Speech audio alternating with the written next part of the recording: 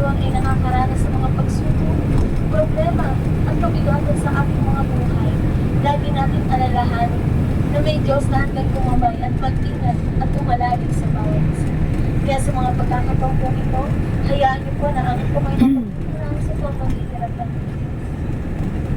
Praise the Lord, Hallelujah, mapagpalang Diyos na aming Ama.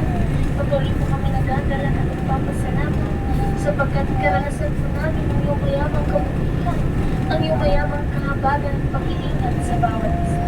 Salamat po Diyos sa panatawang buhay at kalakasan na taglay po namin sa mga pagkakataon. Dalangin ko po, patuloy po pagpapalain ng aming mga kaibigan na sa mga pasyente dito mula sa mga pasahero. Ikaw po ang Diyos sa magpalit ng masaganang biyaya sa kanila. Pagpapalain mo po mga nag-aaral, pagpapalain mo din po mga naghahanap buhay. At patuloy mo din po silang iingatan sa kanilang pagkakas. Gayun din po ang bus driver ng mundo na walang sawang nagpapaulak ng pangangaral ng iyong mga sakit. Ikaw din po ang Diyos na magsagana ng biyaya sa kanila at patuloy mo din pong iingatan ng bawat isa.